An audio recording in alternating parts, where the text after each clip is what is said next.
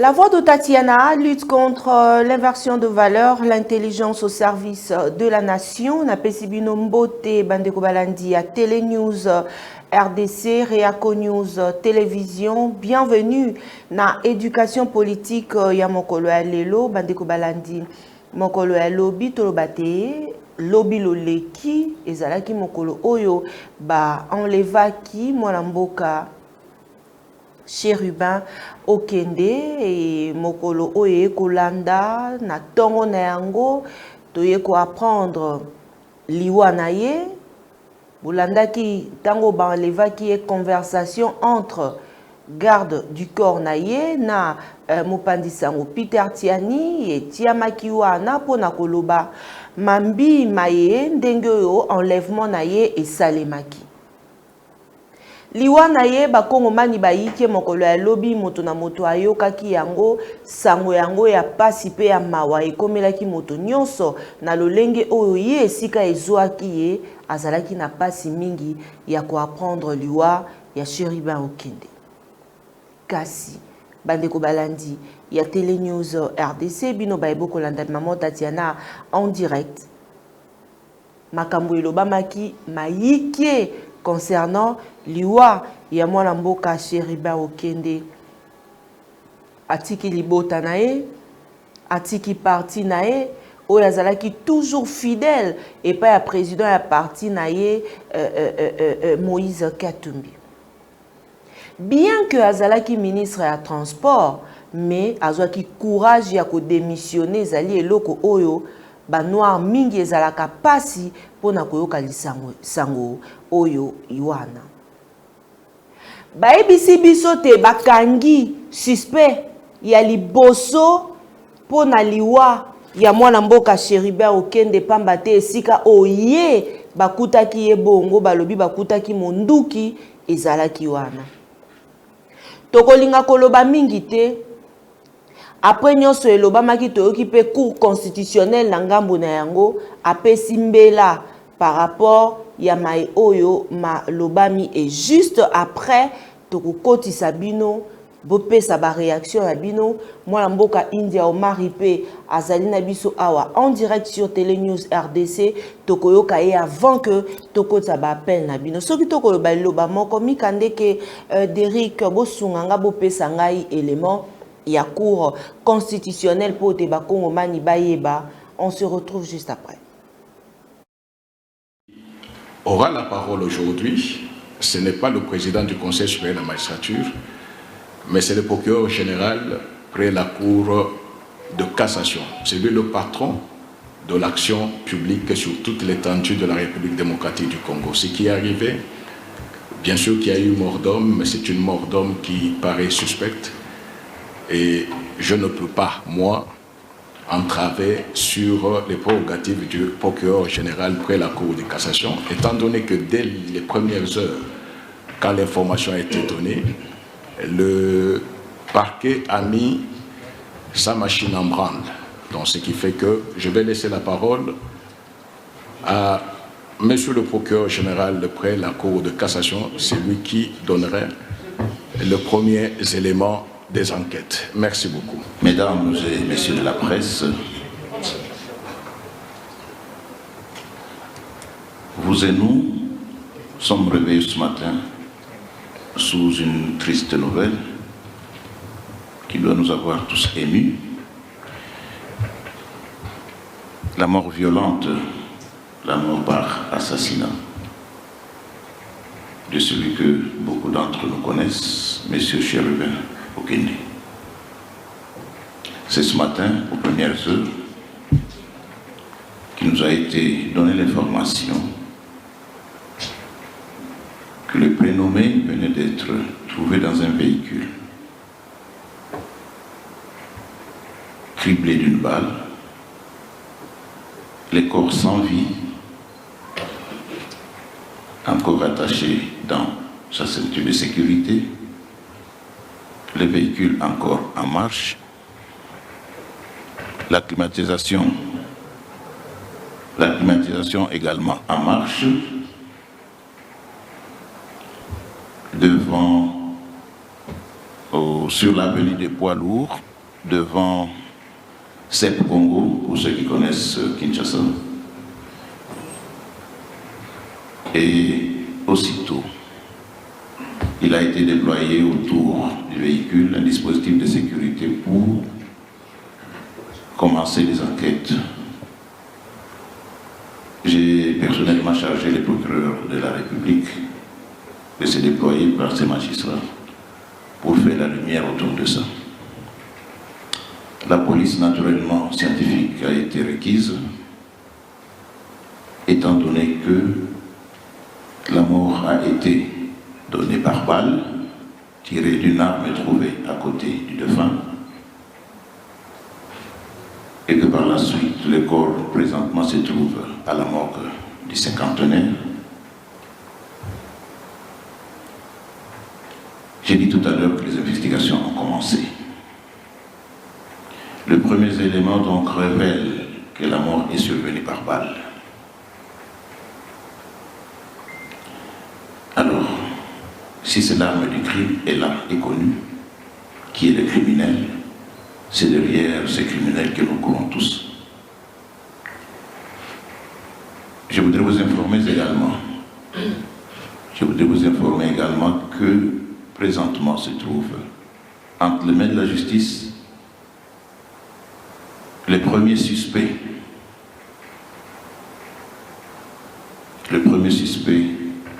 qui est en train d'être interrogé par le parquet des grandes instances. Les premiers éléments qui seront révélés seront portés à votre connaissance dans les heures qui viennent. Je voudrais également vous informer que les témoignages recueillis ne nous permettent pas à l'instant de vous dévoiler qui seraient les criminels et d'où il est venu. Mais les indices sérieux semblent déjà être entre les mains des enquêteurs, en ce sens que plusieurs concourent à ce que ces criminels puissent être dénichés. Il y a la police scientifique, il y a également au niveau des services de communication, nous voulons vous le dire, puisqu'il y a des téléphones qui sont saisis.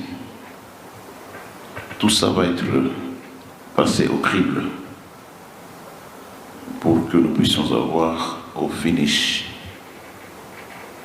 les résultats escomptés, à savoir la découverte de la vérité. Et je ne voudrais pas le dire, mais vous l'imaginez que ces criminels-là, une fois dénichés, sera absolument déféré devant l'instance de jugement. Je voudrais lever une équivoque, ou plutôt mettre fin à certaines supputations.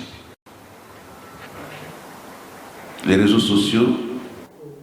Voilà. Tozongi na plateau na biso ya Télé News RDC, Réaco News Télévision, na sengi na bino te bozala baikewa na te s'abonner massivement sur Télé News RDC pambate kalamingite.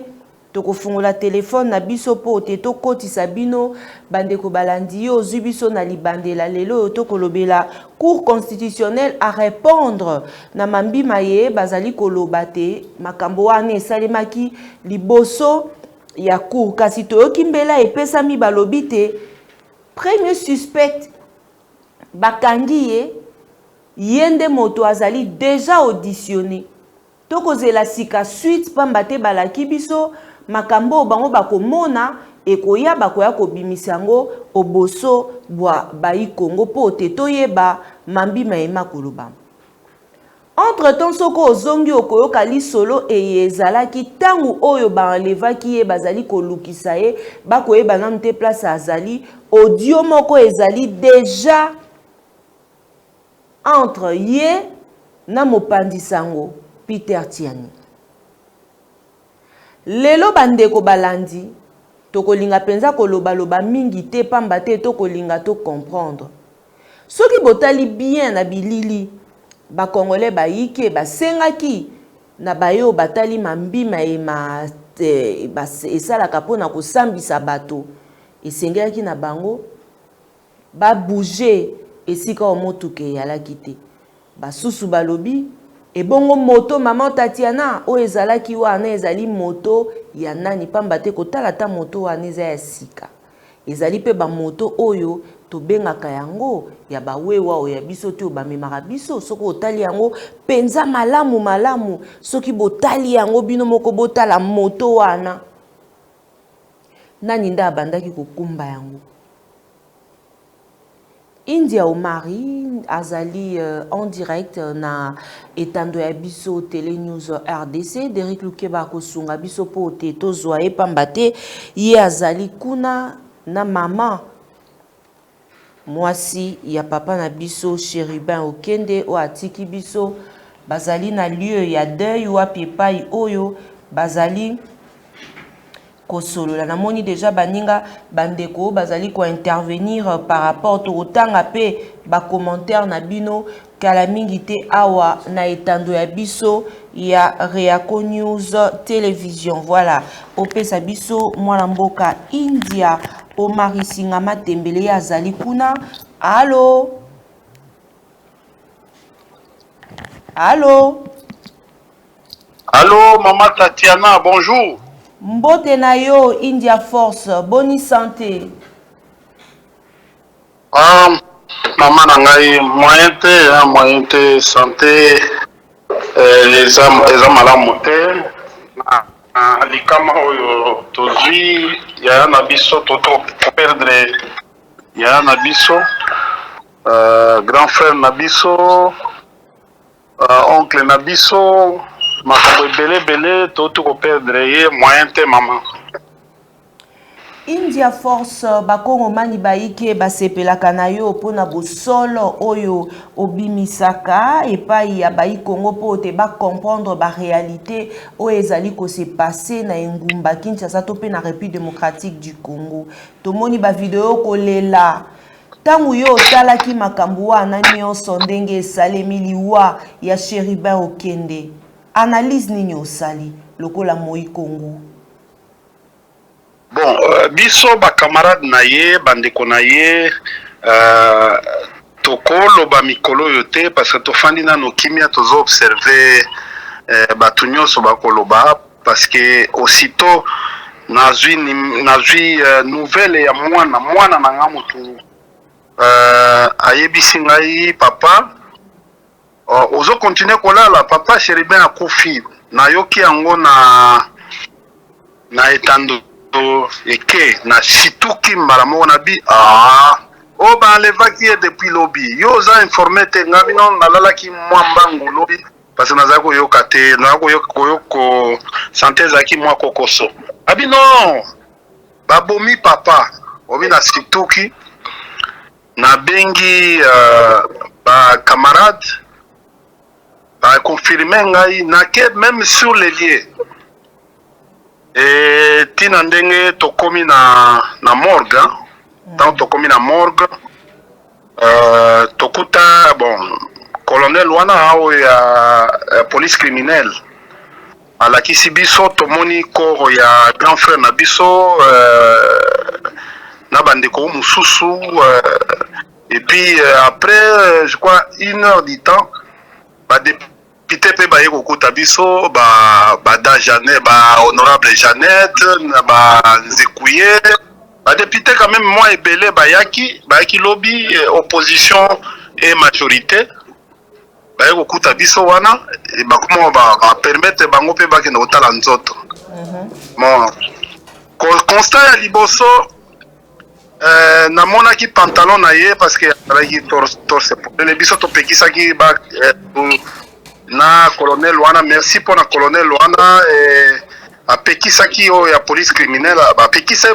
bamekata kokanga parce que biso pe tolingaki te ke no ata mutu moko ameka kokanga jusqu'à tel point batie na chambre kokanga bafoto bon tomoneli pantalon mpena c'est comme si mutu bakitisaki ye basali biloko basalaki wana et puis bazongisi susu na mutuka bon totali kaka tosali mwa eloko ndenge corps bon alors eloko mosusu totikeli baenquêteur basala yango c'est pour cela que non tozo koéviter koloba nanu avant koloba avant toboyi kosala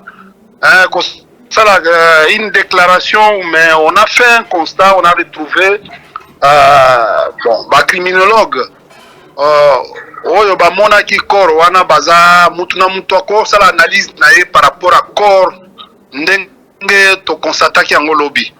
Et puis en fait bato pena ya balistique pe o yebi ma ndenge soki azaki ya kotelema babetaki masasi soki azaki ya kotelema soit ezalaki ya konini bakoloba pe bakosala pe assimilation na bango. Donc c'est pour cela que non omoni biso niveau na biso tozosenga enquête indépendante.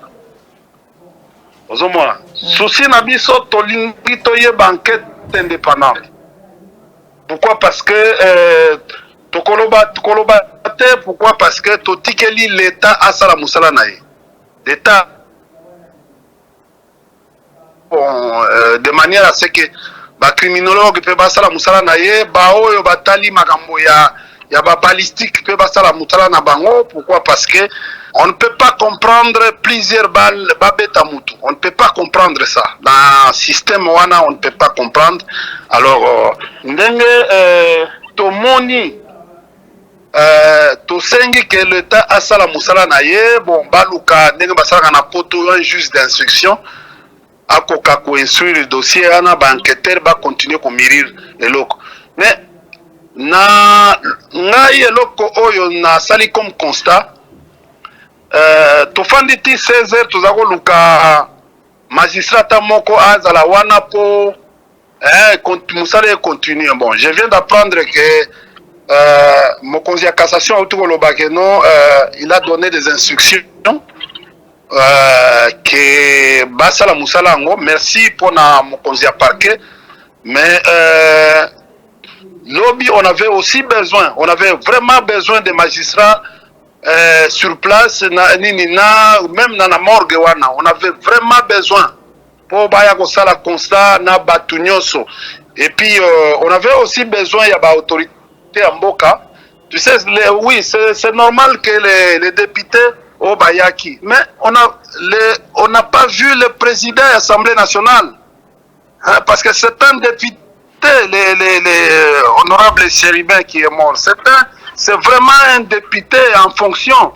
Même les membres du gouvernement, jusqu'à 16h, tant que on n'a pas vu les membres du gouvernement ou ministre intérieur ou Baya. Bon, ça ce n'est un constat. Tu vois ça la polémique na makambo wana te parce que tout l'ingi kokota makambo polémique te. Mais on remercie quand même ndenge mon conseiller justice a tout le bawana. Mais notre problème c'est quoi? Un autre constat. Nous nous sommes dit pourquoi l'empressement il y a cour constitutionnelle au juge. Nous avons voulu est-ce que seul le PG, il y a près de PG, il y a procureur général, près il y a cour de cassation à s'engager dans Makamboy. Parce que c'est la seule personne qui est habilitée à Kangamutu Nyoso. Donc, Azana Oe Babengi, Yé Moutazana, ministère public, Yo Azana plénitude d'action publique.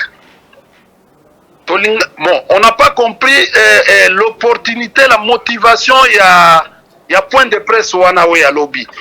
Est-ce qu'il est normal que la cour constitutionnelle a les réseaux sociaux? Non. Il devait être calme. Inscrire le dossier ou fixer le dossier parce que procureur la cour de cassation a invité Batunyoso, a invité même dans le dossier, même la personne qui avait invité notre frère le mercredi.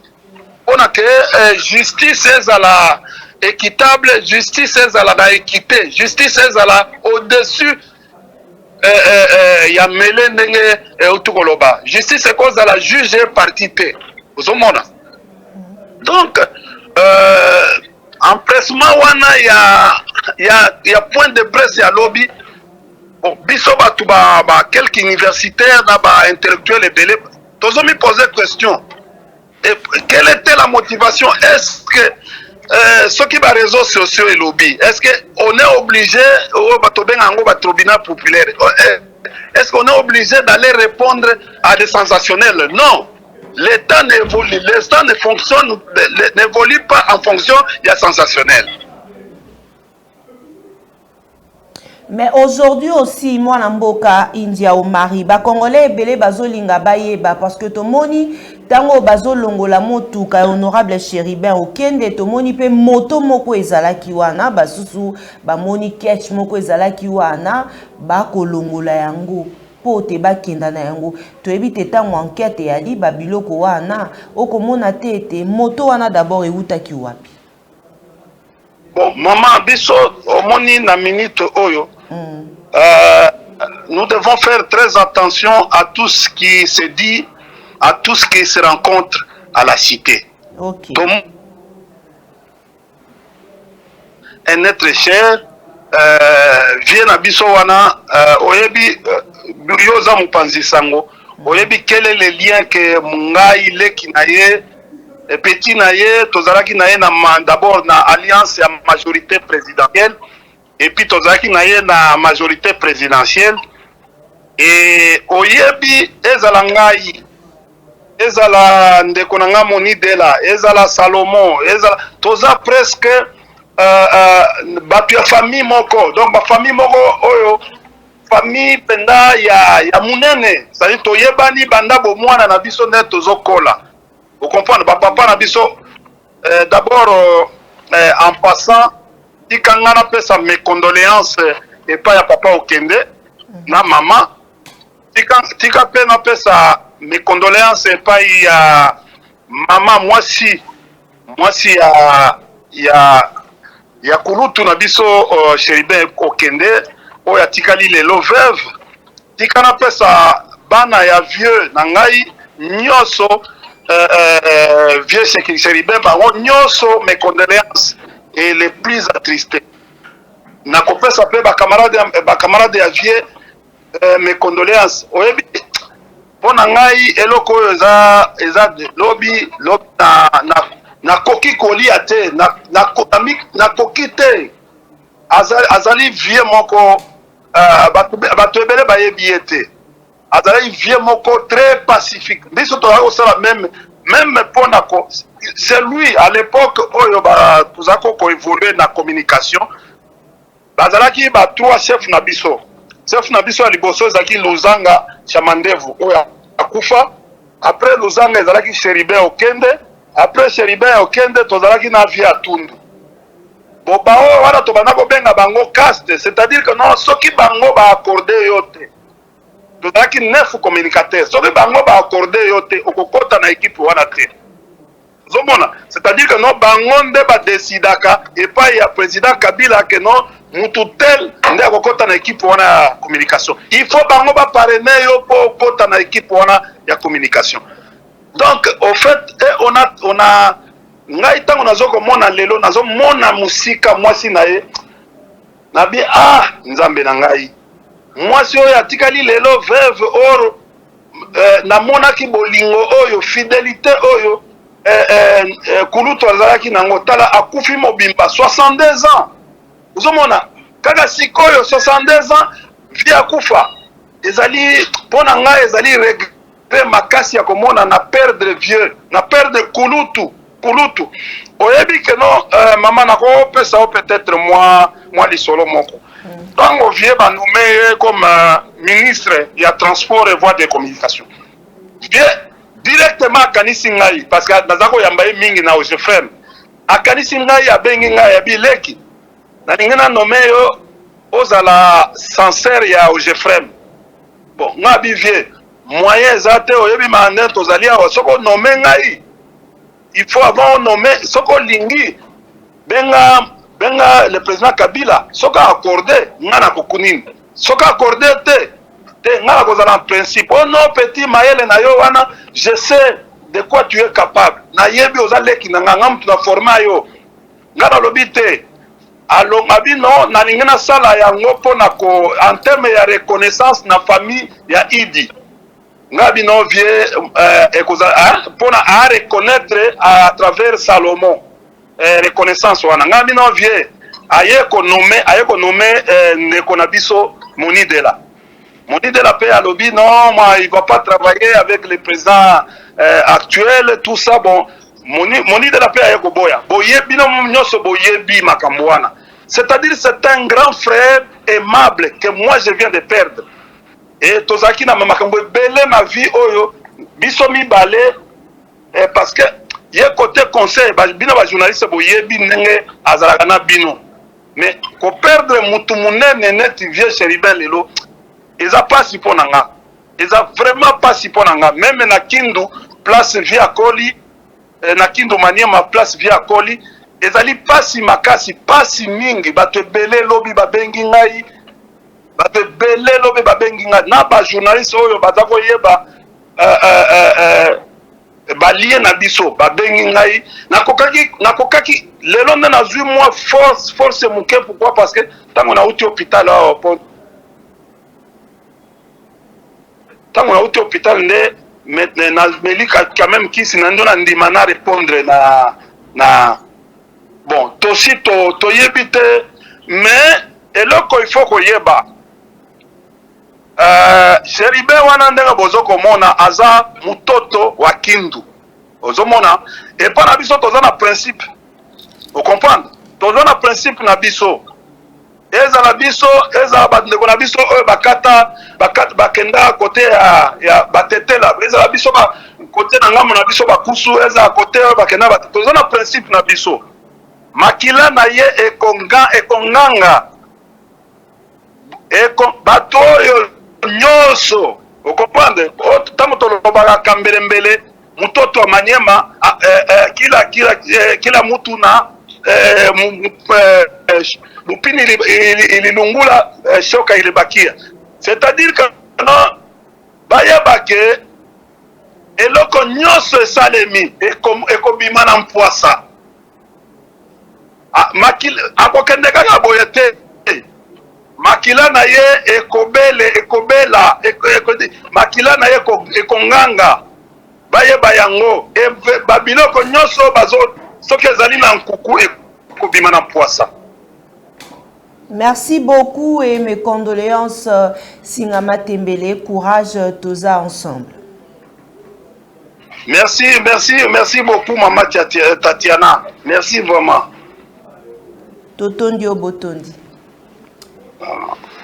Voilà. Wana toyambaki pona bino India Force, India Omari, bakongomani boyebi Singama Tembele, toza kambo meseno ya koyambaye awa, to lukaki tozoye bo comprendre que pambate bakongomani basusu mokolo ya lobby, bazalaki baike, bazalaki na besoin te ba yambaye na nzela ya etando eke po te basombitinya makanisi kasi esimbaki penza te po te ye alobaki akokoka ko sala ata émission moko te vu que makambo elekanaki esalaki ye pasi pe mawa bandeko balandi ya Reako News Télévision. Toko profiter totanga ba message ya bandeko bako komela biso ndeko aswa komi maman Tatiana justice ekosala nini. Je suis sûr que je suis sûr et un innocent. Voilà le cadeau que Kabila nous a laissé. Trésor Okita, il n'y aura rien comme enquête dans ces pays, maman Tatiana. Jacques Amouabo, bonjour. Manuel, tu parles de quel état? Wana Motuna, Atunaki, Namwala Mboka, India, Omari. Nakoliki ate nanu akati awa epa ya bisote, Derrick Kosunga bisopote, Tope Misa. Kulutu India Omari Oyo Akoko Kapenza Ko Lobate. Merci na ba Congolais nyonso ba ebozali scotché branché téléphone oya biso eko sonné sika po na ba Congolais nyonso ba ebalingi bakota en direct po te to sombiti makanisi. Allô? Allô Maman Tatiana, mes condoléances. On vient à yo accueillir. Merci. Mes condoléances Maman Tatiana. Merci. Maman Tatiana, na dadi à partir du Brésil. Okay. Na bengi pour intervenir na liwa ya vieux Chéribé Okene. Kotala mutu boye, c'est un homme doux à l'Ouvagate. À l'Ouvagate. Et ça fait mal, régime tout y a la minorité. Merci na ba Congolais nyonso ba ebozali koko ba kolanda biso même numéro ezali affiché na bas ya écran. Achille Tela, bonjour Madame Osango Alélie Mavidissa 75 Huguette alobi soki l'état azalaka mbele bazoboma bato boye te Maman Tatiana ndeko alobi l'état kotika boye ndenge nini recours à l'étranger Nazana Kayou na kotika kana live bon boulot à Chilante la grâce Kikouma triste nouvelle Maman Tatiana Charlie Cab toutes nos condoléances à la famille que la justice soit faite Maman Tatiana ndeko grâce Kikouma alobi akolanda biso depuis Goma mboka ekufi ndeko Dani Mundele ndenge alobi moko akomeli biso alobi ekomi kobangisa ndenge nini moto akozala na courage ya kokota te ba ya kosala ba vacances na bango et surtout kezali pe na moment oyo ya ba vacances nde makambo mana ezali kosala maderi qui a une vidéo bandeko ba revoir lisusu mwasi ya papa na biso Chéribin Okende batala lolenge kani makambo ezali kosalema na ngambo lina na même numéro ezali affiché na bas ya écran na yo koki kobenga biso kokota en direct pote to sombiti nya makanisi na mambi maye matali ekolo na biso République démocratique du Congo. Triste nouvelle, likez vidéo, partagez vidéo pour na bandeko eye bozali kolanda biso bisika binson Ezwami bino message WhatsApp mbote Maman Tatiana merci pour na kopesa biso basango na ngonga nyonso matondo mingi ya komi kombote mbote Maman Tatiana il y a de vérité oyo bakokoka kolobela biso te na komeli yo depuis Nigeria voilà ndeko mususu akomi l'heure est grave Maman Tatiana elobaka bokechua yambo tozali kokende wapi na leli Chéribin Okende nazali komituna azali wapi Maman Tatiana azali na morgue ya cinquantenaire wapi pai oyo nzoto ya kondo ezwami na bisika lina tokobosa na tete awa tozali pe kolela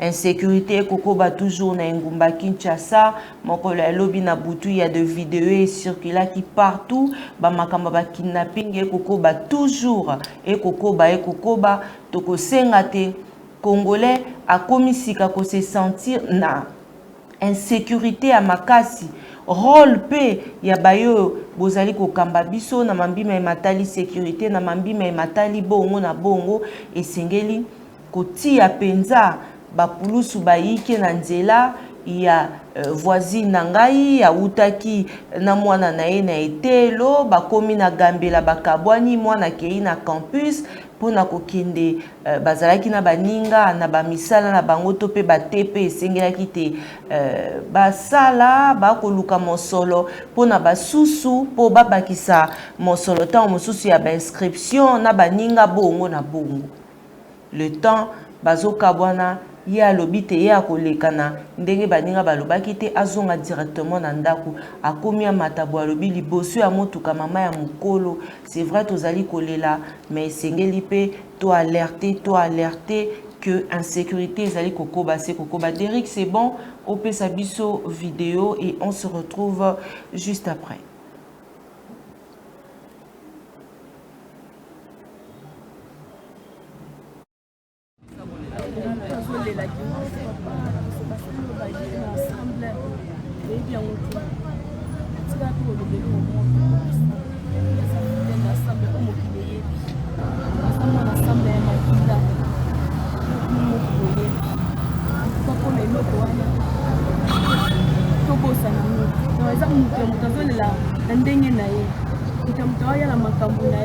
mais normalement autant l'expérience j'ai le plus ça fidèle ensemble koso wana eza ya solo to eza lokuta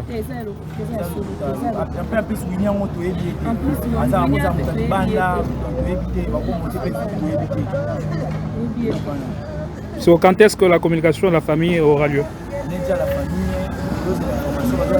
Papa et Sheridan, nous avons été informés. Dès que l'information est bien, donc on continue à Kati et on a famille de Babazali. Bref, toujours bête la Chilo Maboko, toujours bête la IDPS Maboko pour la première loterie na bango va gagner. Mais boy ba que makila excellence et kozala impunité, justice na ngo kozala. Président de la Cour constitutionnelle, président de la Cour constitutionnelle, yo m'a utilisé qui yo pour pas kidnapper ya Chilombo, pas enlever excellence, pas que ne ko exécuter.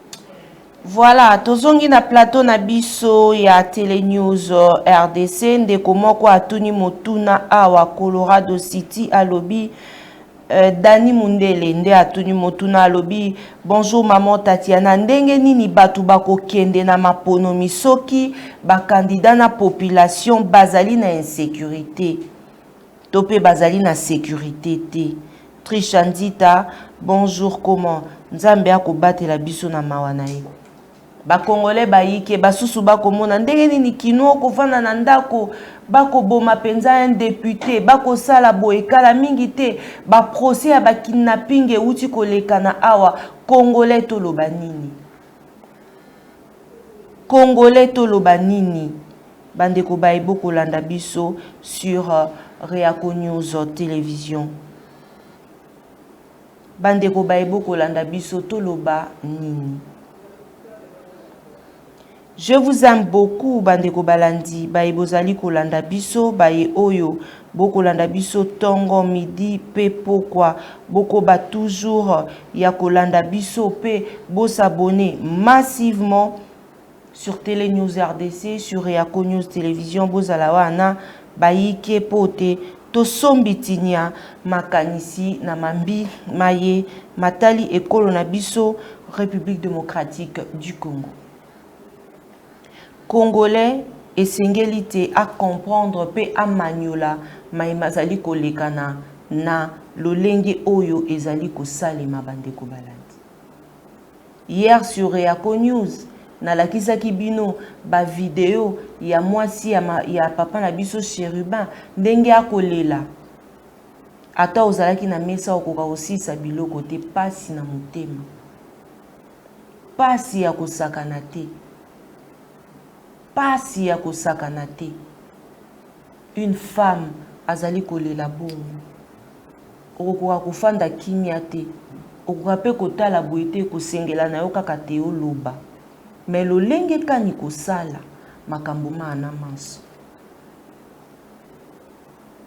Aujourd'hui tata ya biso Chérubin azali lisusu te lelo oyo ba congolais ba congolaise ba bozali kolanda biso Derrick obongiseli biso pembela ya bandeko na biso ya ensemble pour na bandeko basusu bakoluka baye ba maman Tatiana ensemble pour la République bango mai bazali koloba nini totiki bino bolanda maloba maye topé déclaration o esalemaki mokolo ya lobi.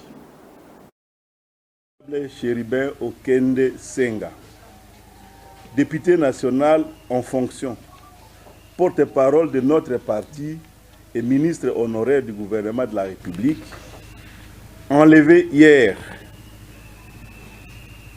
de lâche et odieuse façon sur le parking de la Cour constitutionnelle, a été assassiné. Son corps sans vie a été retrouvé ce matin sur la route de Poilour à Kinshasa, criblé de balles. Il s'était rendu à la Cour constitutionnelle afin de déposer une lettre de report à l'invitation reçue le jour même et lui envoyé par un juge de cette cour pour une séance de travail en rapport avec sa déclaration de patrimoine. Ensemble pour la République, qui a condamné dès hier cet enlèvement crapuleux, est consterné par cet ignoble assassinat qui rappelle les vieilles pratiques dictatoriales des régimes aux abois. Cet acharnement malsain sur l'opposition politique et en particulier Ensemble pour la République a atteint son paroxysme et la succession des événements suivants en atteste. L'interdiction au président de Ensemble pour la République de s'émouvoir dans les provinces du Congo central et du Kwilu. L'enlèvement de l'honorable Mike Mukeba Ikosso de son domicile. L'enlèvement brutal et arbitraire de Salomon Kalonda Ididela sur le tarmac de l'aéroport de Njidi. La perquisition des résidences du président national de Ensemble pour la République à Kinshasa, de Salomon Kalonda Ididela et de sa mère à Lubumbashi. L'arrestation d'autres acteurs politiques dont le péché principal est d'être étiquetés proches du président d'Ensemble, tels que Franck Diongo. Il y a lieu de craindre que le discours du président de la République à Mbujimaï, dernièrement, sur sa volonté de durcir la répression en faisant fi des droits de l'homme et des libertés des citoyens, servent d'accélérateur à cette dérive. Si l'on peut se faire enlever dans l'enceinte de la plus haute juridiction du pays, la Cour constitutionnelle, et se retrouver sauvagement abattu quelques kilomètres plus loin, c'est que nous ne sommes plus en sécurité nulle part en République démocratique du Congo. Nos larmes sont d'autant plus amères que Chéribin Okende était la voix du parti. Il assumait ses fonctions de porte-parole avec un engagement sans faille. Et comme vous le savez, le 28 décembre dernier, le ministre Chéribin Okende avait démissionné du ministère des Transports pour répondre librement et en toute responsabilité à la ligne de notre parti. Élu de Kinshasa, Chéribin était une personnalité reconnue et très apprécié tant dans le monde politique qu'au sein de la société civile. Un vrai digne fils de ce Congo malmené. Ce crime est un assassinat politique. Nous exigeons une enquête indépendante pour identifier les auteurs et les commanditaires de ces crimes d'État qui ressemblent en tout point à l'affaire Tchébé. Nous n'accepterons jamais que notre pays devienne une jungle où l'on assassine impunément. Soit le pouvoir contrôle tout, alors il en est commanditaire, soit il ne contrôle rien, alors il est dangereux.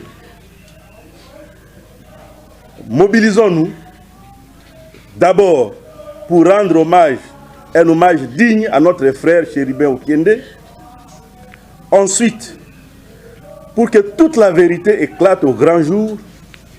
Et enfin, pour résister à tout jamais au pouvoir de l'arbitraire et de la barbarie. Merci. Je suis vraiment en colère. Chéribin a été assassiné. C'est un assassinat politique. Il portait la voix du parti. On veut nous faire taire. C'est pourquoi je rentre au pays. Nous allons demander une enquête indépendante. Car Chéribin, c'était un homme bien, un père de famille, un homme très pacifique, très loyal. Il a servi son pays. Il a été assassiné sauvagement. C'est triste pour notre pays et surtout pour notre démocratie. Mes condoléances à toute la famille de Chéribin je suis en route. Chéribin est tué, la démocratie est assassinée, mais l'opposition reste vivante. Un pouvoir légitime ne peut jamais survivre par le sang. L'AFBC, mon parti, condamne fermement, s'il vous plaît, Nazotan un message, condamne fermement cet acte lâche et répugnant. Justice pour Chéribin Okende. Condoléances à sa famille biologique et politique, Nene Ilunga Kulu. Wana Mbela Eye Epesa Makito. Moni Batobaïke, assassinat ya Chéribin Okende. J'ai appris à maîtriser le pleur, mais je n'ai pas pu me retenir à l'annonce de l'assassinat de Chéribin. Pour moi, c'était un petit frère, je pleurais et pleure encore. Alexis Tambwe Mwamba, ancien président du Sénat. Bambela Ezalaki Penza Baïke, Chéribin Okende, un homme de principe, d'intelligence et de loyauté, assassiné lâchement par ceux qui craignaient la hauteur. Va, chers compagnons de lutte, nous continuerons ton combat jusqu'au bout. Christian Mwando. Bazali Baïke, Baye, Babouakaki, Mbela ya Bango. Assassinat, il y a Chéribin Okende. Le gouvernement s'engage à faire la lumière sur ces crimes qui va à l'encontre de principes de la République que le chef de l'État défend avec détermination. Jean-Michel Sama Lukonde Kiengi. Bazali Baïke, Bapesaki, ba message na bango, ya ba condoléance na mambi, maye matali liwa, ya mwana mboka Chéribin Okende. Ba Kongomani pe Baïke, bazali na pasi, ya koyoka likamboli na mambi kaka maye matali assassinat Chéribin Okende. Après avoir kokata ma participation na une assemblée générale Oyo Yakaf na Abidjan, Kuna na Côte d'Ivoire, président et parti ensemble Moïse Katumbi a komaki en toute urgence na Lubumbashi vers 3h45 minutes du matin. Prochaine étape à Kozala Awa et pa Yabiso na Engumba Kinshasa Bandeko Balandi. Il y a Reako News, Télé News, RDC. Kongomani Baïke, Bakolobela sur l'affaire, il y a insécurité. Et l'équipe Makasi, na Ngumba Kinshasa, Basusu Bamituni, Maman Tatiana, est-ce que Toko Kende kaka na maponomi yango kaka boyi? Toko Kenda na maponomite. Maman Pierrette hier a assisté qui na direct au salaki sur Reako News Télévision, a Boaka Kimbela Yaye. Naebite bakongomani baïke leur bazali ebele bazali na misala na bango ndenge ndeko na biso mosusu akomi ali maman Tatiana nazali na musala mena kolanda live oyayo basusu na ngonga e bazali nanu ya kolala basusu na ngonga e bazali tango mosusu bisika ya bongo na bongo nazoyebisa bino bandeko balandi que insécurité ba congolais basusu bao bazali na kati ya etumbate basusu bimaka kana balabalo ya yo à partir ya ngonga ya 18h. Et si on peut comprendre que insécurité penza ezali ya kusakanate na Engumba Kinshasa. Tolinga kabino yango anato kokoba toujours kopesa bino mbela na temps réel pe na mambi maye matali ekolo na biso République démocratique du Congo. Soki bokolanda mambi me mazali oboso wa bazuze basusu bakoloba te maman Tatiana na esika teto ya toloba mingi tokolingana nu justice. Tango tokokende na esika wana bayeba koyebisa biso ba élément ezali na ba élément wana nde ko permettre na congolais nyonso asala analyse oyaye. Ba annoncer biso que suspect à Liboso assis à Zouama. Qu'est-ce que audio il y a Peter Tiani ezali prêt. Boyoka avant Wanezali avant liwa il y a Tata Chéribin garde du corps naé abandi kopesa ba explication ezali pasi bandeko tosala keba. Derek, c'est bon? Pesa biso. Invitation nanga osala nini ozonga na vi pe invitation na akise réception na bimi pe to bimi na vv tata invitation bile comme bato ba convoquer ngai pour na lobby jeudi non nga pe fanzo atana bato nanga dona chango na répondre juge que vendredi ne na koya même comme apesa nga 11h 16h au séance de travail to na résidence via sali document na abi na to ko imprimer wapi ngabi to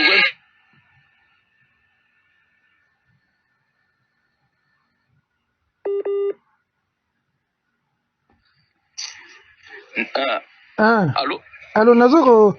Oui, ndati chauffeur na résidence ya Ipen. Atiki la père na loko moko kuna. Neto bimiso mimbale. To kompe na batitela to imprimer document. To na cour constitutionnel via ticket na parking. A signé après signer document. Wana cour constitutionnel. Na sa kiti. Na mati na cour constitutionnel. Na mati na sa ki 10 minutes ndeko. Basinelenga kaka document na bima na parking via zate. Na tuni ba policier ono karango to bima ka bo malembe kare to bima malembe na bandi ko benga vie banda na banda ko benga ndeko na ngai tililo via téléphone ezo sonner mais via zo ya téléphone ndena ko benga CG bolingi tengi na ko informer comme ngamu na kina uzo document nazana nana document invitation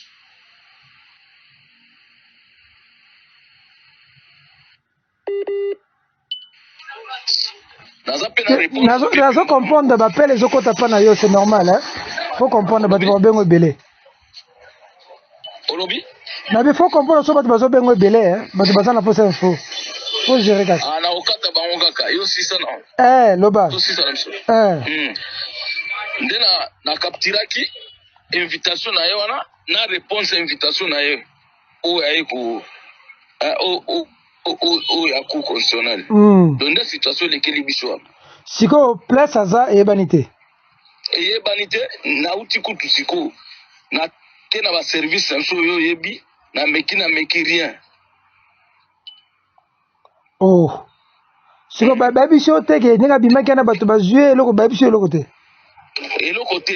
bango babiseke babisinga kaka anosa manœuvre awa na car bon nga nazo raisonner kozala boye ntango atikaki nga mpo banda oloba akozonga ndako po mapesa nga mbongo moko boye na maboko na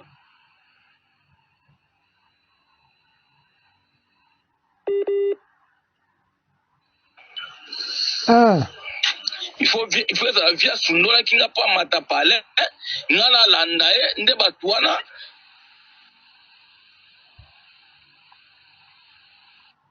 batie ya mbiskadi na nzela selon batie ya mbiskadi nde bazue na mutuka bakei kotele na car bake na car po bake na car na biloko nyonso na arme na ngai na kati ya car bake na kitoko mutu na ngai ezozosala buloto banda bakosala baalerte pour on sauver vie soki ozwi élément to information obwakeli ngai merci beaucoup kitoko yena ndeko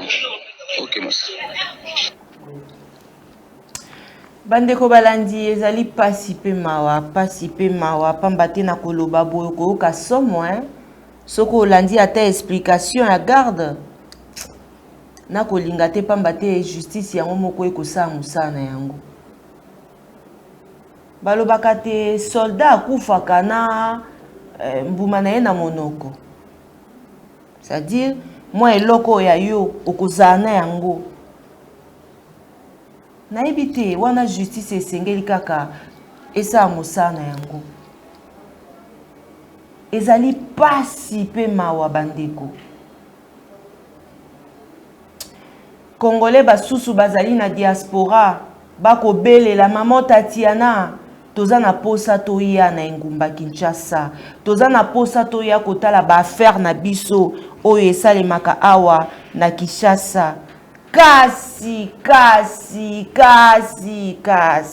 insécurité oyo basusu bamesalaki na bango akoki kokenda na ye na yembaki artiste moko comédien alobi bango bamesanaki soki baye na Kinshasa bayebi te bakoki kokenda na bango na mwa esika na bango ya divertissement mwa ngonga epusani bakei mais mutu nyonso akomi ata azali na fête na yebi te so mikolo na bakartier banani fête ekosalema okomi kaka heure nyonso kaka ngonga oko sentir que sécurité à Moïse Congo ezali assurée te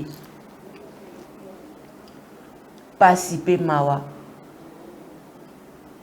eko sala pasi eko ko ba toujours ko sala pasi na monaki pe bayi Congo bazalaki bayike pona kokenda kopesa makasi na libota ya papa na biso Chéribin Okende bazalaki bayike o bazalaki kokenda kopesa makasi na libota na mwasi na ye na bana ekomaki kaka lobi audio moko ebimi me libota boti kolanda elobaki te audio wana ezali ya lokuta makambo mai mazali koloba ezali yango te tozana bino elongo tokokoba toujours pe kozala na bino assassiné honorable Chéribin Okende tomoni docteur Denis Mukwege a commis. J'invite toutes les forces vives de notre nation, mouvements citoyens, associations, organisations professionnelles, confessions religieuses et partis politiques à une concertation en toute urgence pour donner une réponse commune forte, appropriée et durable à ces graves violations de droits humains et défendre la démocratie et la paix dans notre pays. Wana ezali mbela eye tokokanga na yango émission ya biso tope live na biso ya mokolo ya lelo bandeko balandi bayebo kolanda biso sur Reyako la tokoliki ya tete na pokwa bokozwa mbela yango awa epai ya bino maman Tatiana pote bakongo mani bansan bayeba nouvelle wana jeunesse pe ensemble libota bato ya quartier batiaki pe mbilinga pe pamba te pona bango bayokaki pasi ya kosakana te na mambi maye matali yango bandeko balandi. Voilà ndeko moko alobi biso ba soldat place nyonso ozala okoki kotika munduki ya yo te. Comment yo soldat otiki munduki ya yo maman Tatiana ezali flou. Ndenge ndeko na biso moko akomi. Noël Binda Kangunza maman Tatiana ngape nazana musala nanga awa na Montréal nazolanda yo. Merci beaucoup, bon boulot ndeko nanga. Merveille ekomo. Bonjour maman Tatiana. Finalement oyo ekomi nini ezali pe nini trésor okita. Il faut faire la remise et reprise entre le commissaire provincial de Kinshasa sortant et celui qui doit assumer la fonction. Grâce Kikuta. Grâce Kikuma. Alobi la kisabiso mwasi na e vidéo soki ezali s'il vous plaît. Derrick ya ebisi biso alobi te vidéo yango akobanga kotia yango po ekoki kosala te monétisation. Moi pe kosala insert baninga bamona mwa moke e mama ya papa na biso Chéribin Okende po te bazala kimia. Dani Mundele alobi maman ndenge nini bato bakokende na ba élection vraiment na makambo oyo ezali ko salema na lolenge eye. Voilà. Ezali pasi o ezali vidéo ya ngote juste vidéo ya ndaku na uti ko tindela yo yango nde wana. Merci na ba congolais nyonso ba ebolanda biso tongo midi pe pourquoi. Merci na ba partenaire ya maman Tatiana bino banso pe bozali na mosala kasi pona mambima e matali ekolo Congo bozali toujours wana pona koya koluka te boyoka mambima e matali ekolo na biso na tondi bino penza bo otondi mingi bisika binson et zoami bino. Bonjour maman Tatiana, docteur Bertin Itoko a lobité akosala offre moko na ba veuve pe ba orphelin nyonso ya ba comédien bakokenda kolanda traitement gratuitement na la race bénie. Condition ozala na carte ya papa nulle part ailleurs quoi. Merci beaucoup na docteur Bertin Itoko et kozala mingi na centre hospitalier pe maternité la race bénie. Référence na yango ezali na Kabambare entre Bokassa pe Kasai bao pe bakosepela te ba contacter docteur Bertin Itoko na 084 155 96 77 bino wana boko monezali arrivé ya mwasi ya papa Chéribin autaki wana bouti ya morgue tango akoya pasi boyebi biso basi soki ba informer ote mobali na place azalaki abimaki esika ya ndako lobi oyoki ba enlever espoir ezali te soki ba beleli papa akozongela yo na ndako me okenda baye koyebisa yo te mobali oyo yo akufi aboya lobi te na kondima te na kende na mona soki makambo ezali ya solo wana ezali résidence ya papa na biso Chéribin o boko mona basimbi epa ya ba mama mibale ezali mama na biso madame okende ye wana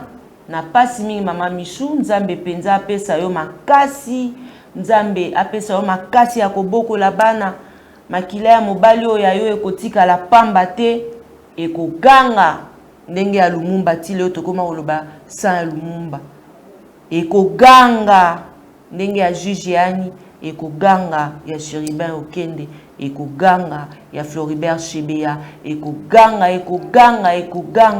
ya bato Banson oyo babungisi milimo ya bango pona tombwa ya mboka na biso République démocratique du Congo ekotikala boete matondo mingi na bino Banson merci na Cécile Osango la confiance du chef Serge Katembo maman Pierrette merci na yo matondo na Derek Luke Bami Kandeke Jojo Komingo ingénieur Eric Lokole un grand merci na ba congolais nyonso bisika Ezoami bino, merci pour la fidélité et confiance na ba chaîne Oya bino bo s'abonner massivement pour vous partager ba émission Oyo ya biso maman Emiline Zemba tous pepele ambetolo ya Mimi Laifeta mokonzi import export LKM service toujours au service de la nation papa Kombe Mongite na pesio merci.